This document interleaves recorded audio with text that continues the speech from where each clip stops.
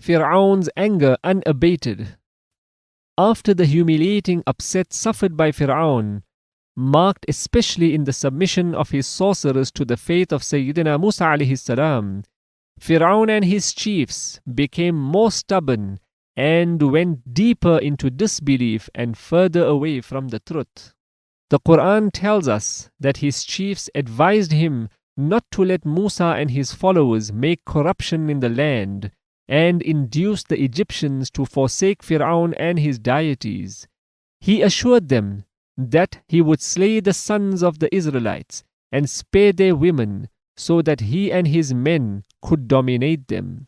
Sayyidina Musa alayhi salam urged his followers to seek help in Allah and be patient in the face of their oppression. He assured them that, "Surely the land is Allah's. He makes it to inherit whomsoever He will of His servants, and the happy end is for the God-fearing." Surah A'raf, verse 128. Sayyidina Musa alayhi salam impressed upon his people that if they believed in Allah, then they should repose trust in Him, and they assured him that they had placed their trust in Him, and they prayed to Allah to preserve them from becoming a trial for the evil-doing people, and to rescue them from the disbelievers through His mercy. The followers of Sayyidina Musa alayhi salam complained to him that they continued to be harassed as before. Their sons were killed before Sayyidina Musa alayhi salam had come, and even afterwards. He expressed the hope that Allah would destroy their enemy and make them vicegerents in the land, and see how they behaved then. Firoun was the king, as we have seen, while Haman was his minister. Qarun was actually an Israelite, but he followed the religion of Firoun, and he was a fabulously rich man. All of them accused Musa alayhi salam of being a sorcerer, and they all resolved to kill the male offspring of those who followed Musa alayhi salam and spare their females. This killing of the male children was directed at reducing their numbers and keeping them slaved and aiding the Egyptians. Then Fir'aun also aimed to kill Musa alayhi salam, and see how he calls upon his Lord. A believing man of Fir'aun's household, his cousin, who had concealed his faith all the while, tried to dissuade him from killing Musa alayhi salam. He had not revealed his belief for fear of his life. Some people contend that he was an Israelite, but that is contrary to the text of the Quran. But Allah knows best. Ibn Jurayj rahimahullah cites Ibn Abbas radiyallahu anhuma as saying that there were no believers in Musa alayhi salam other than this man, the one who had come from the distant corners of the city, and the wife of Fir'aun. He asked Fir'aun, "Will you slay a man because he says, 'My Lord is Allah'?" He tried to reason with him. If he be a liar, so upon him will be his lie, and if he be truthful, there will befall you some of what he threatens with. Surely Allah guides no one who is a prodigal, a liar. Surah Ghafir, verse 28. When Fir'aun had made up his mind to slay Musa alayhi salam, this believing man, who had thus far concealed his faith, fearing for the life of Musa alayhi salam, tried to soften Fir'aun by words of persuasion and caution. He delivered them in the form of advice and counsel. It is confirmed in a hadith that the Messenger of Allah sallallahu alaihi wasallam said, "The best jihad is to say a word of justice before a tyrant monarch." Accordingly, that believing man did something great, for Fir'aun was the worst of tyrants, and a better speech could not have been made before him at that time. Revealing to Fir'aun that he had believed was a very dangerous thing, but the life of a prophet was at stake. He then cautioned them gently that although they had the kingdom and were masters in the land, yet could they help themselves if punishment of Allah ever came over them? His words were very intelligent and full of reason. However, Firoun persisted in his folly and said, I do not show you except what I see, and I guide you but to the path of rectitude. He lied when he made both these claims, and he was conscious of the fact that Musa alayhi salam was a true prophet. He knew that Sayyidina Musa alayhi salam was right when he asserted that only the Lord of the heavens and earth had sent down clear proofs. In spite of that, he made large claims and presented them to his people as proof of his divinity. He told them that he had sovereignty over Egypt. Rivers flowed beneath him, and he was better than Musa alayhi salam, who was contemptible and who could not express himself clearly. He asked his people if Musa alayhi salam was true. Why have bracelets of gold not been cast on him? Or why the angels come not to him as attendants? Surah Zukhruf, verse 53. In this way he befooled his people and they obeyed him. But they will find him a miserable leader on the day of judgment. He shall go before his people on the day of resurrection, and he will have led them down to the fire. And evil is the place to which they are led. Surah Hud, verse 98. The man who believed cautioned Firoun and other people who obeyed him that if they belied the Messenger of Allah, Sayyidina Musa alayhi salam, they might suffer the same fate as the people of Nuh, Ad, and Thamud. He said that he feared for them the day of mutual calling, when men will call one another, but none will respond, and there will be no escape. This scene is depicted in Surah Qiyamah. On that day man shall say, whither to flee? Certainly not, no place of refuge. Unto your Lord shall be the resting place that day. Surah Qiyamah, verses 10 to 12. The preaching had no effect on Firoun, who became more obstinate. He insisted that there was no God besides him, and he asked his minister Haman to kindle a fire upon clay and build for him a lofty tower, that he might ascend to the God of Musa, for he thought him to be a liar. In this way, Allah made the evil of his deed alluring to him, and he was barred from the way, so that his guile came to naught. When Firoun called Musa alayhi salam a liar, he could have meant one of the two things. I think of him a liar in proclaiming that there is a God besides me, or in his claim that he is a messenger. The first meaning is more likely, considering his claims about himself. But the second seems more likely if we heed his words, I may ascend to the God of Musa alayhi salam. In other words, that I might ask him whether he has sent Musa or not. However, his aim really was to prevent people from believing in Musa alayhi salam. Some exegetes contend that Haman built for him a very high tower made of baked clay, and that was the tallest building of the times. Truly, however, as we have said in the preceding lines, the evil of his deed was made alluring to him, and his guile came to naught, and that is why he thought of going up to the Lord of Musa, whereas it was impossible to even reach the nearest heaven in the manner he hoped to go there. Reverting to the believing man, he invited his people to believe and tread the path of rectitude.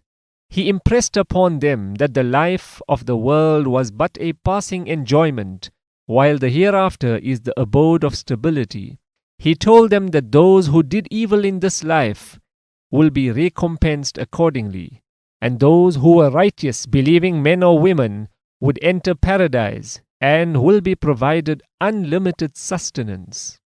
He asked them how it was that he called them to salvation, but they called them to the fire. He called them to the mighty, forgiving Lord, while they called him to disbelieve in him. He emphasized, "Soon you will remember what I am telling you, and I entrust my affair to Allah. Surely Allah is the seer of the servants." Surah Ghafir, verse 44. Allah protected the believer from their evil designs, and the household of Firoun was encompassed with evil chastisement, the fire. In Barzakh, that is the intervening period between death and resurrection, their souls are brought to the fire every morning and evening. And on the day when the hour arrives, it will be said, "Admit the household of Fir'aun into the severest chastisement." Surah Ghafir, verse 46. In short, they were given every kind of warning, and they were invited to the way of Allah in every possible way through persuasion and warning. And Allah does not destroy any people unless they are presented proofs and signs, and the message is made very clear to them, and He sends His messengers to them. Fir'aun and his people were one of such people, and when there remained no excuse with them, they were seized with punishment. It began with years of drought. There was a complete lack of crops and fruit, and they passed through a very difficult time. But they were not prepared to learn from that. In fact, when they faced a good time, they took credit for it and claimed that they deserved it. And when they found themselves in a difficulty, they put the blame on Musa alayhi salam and his followers and described it as a bad omen from them. They went so far as to say that they would not believe no matter what sign Musa alayhi salam brought. In this attitude, they correctly fit the description of such people in the Quran. Surely those against whom the word of your Lord, O Prophet, has been proved, they will not believe, even though every sign come to them, till they see the painful chastisement. Surah Yunus, verses 96 to 97. When it so happened, other forms of punishments were given to them. So we sent upon them the flood, and the locusts, and the vermin, and the frogs, and the blood, clear signs, but they showed arrogance and were a guilty people. Surah A'raf, verse 133. As for the flood, Ibn Abbas radiyallahu anhuma has said that it was a heavy downpour which drowned their crops and fruit. There were many who died. Ibn Jarir rahimahullah has transmitted what Sayyida Aisha radiyallahu anha has narrated, that the Messenger of Allah sallallahu alaihi wasallam described it as a flood of death. As for the locusts, Abu Dawood rahimahullah has transmitted a hadith narrated by Salman Farsi radiyallahu anh that Rasulullah sallallahu alaihi wasallam was asked about the locusts, and he said, "They are the most numerous of Allah's hosts. I neither eat them nor declare them unlawful." Rasulullah sallallahu alaihi wasallam not eating them was a matter of personal taste, in the same way as he felt about the lizard, onions, garlic, and leek. While Bukhari and Muslim rahimahumullah transmit a hadith narrated by Abdullah bin Abi Awfa radiyallahu anh that elucidates the point. We participated with Rasulullah sallallahu alaihi wasallam in 6 or 7 battles, and we used to eat locusts with him. See Bukhari, Hadith 5495, and Muslim, Hadith 103. As for the vermin, they are the insects found in wheat. And the frogs infested every conceivable thing, their food, utensils, and their water. They were pestered by the frogs every time. these animals jumped into their food and drink out of nowhere. Blood had mingled with their water, whether from the Nile or elsewhere. Nevertheless, it was a miracle of Sayyidina Musa alayhi salam that the believing Israelites did not encounter this trial. It was only the Egyptian disbelievers who faced this problem. Meanwhile, from time to time, when they could no longer endure a punishment, they appealed to Musa alayhi salam. Call upon your Lord for us by the covenant he has made with you.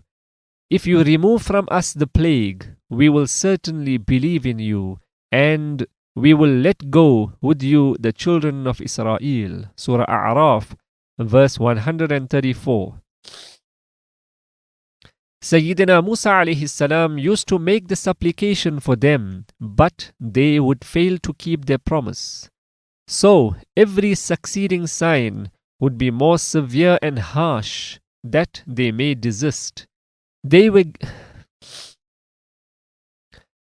given every opportunity and respite, but they reached the limits and they became extinct.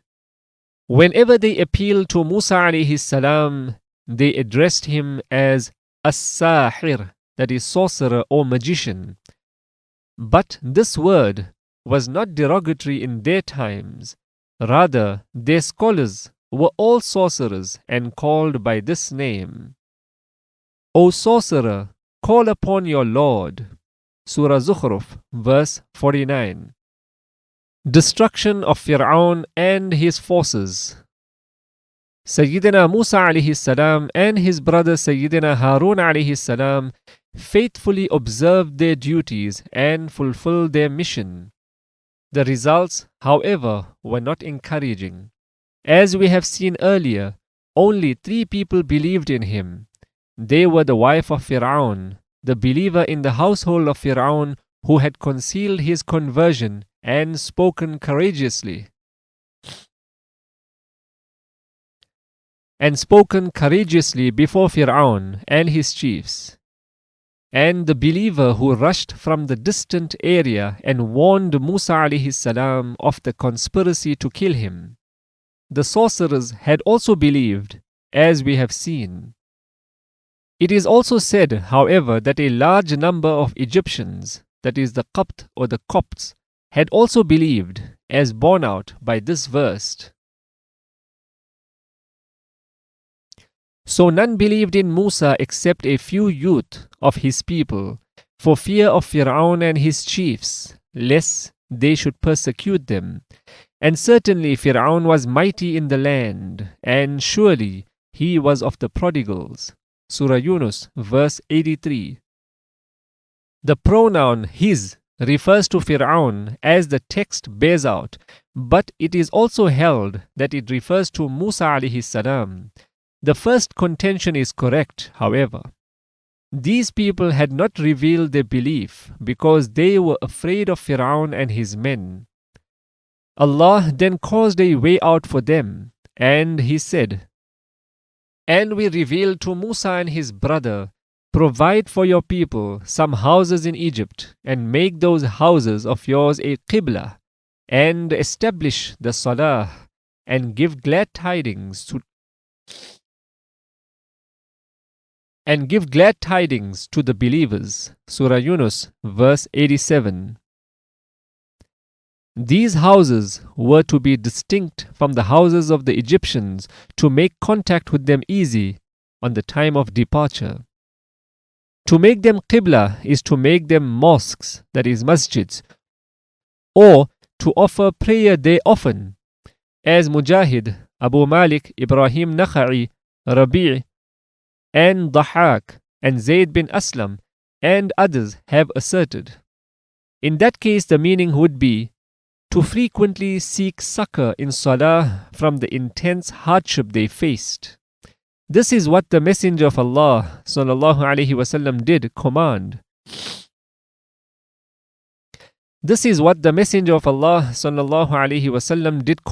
When faced with sorrow.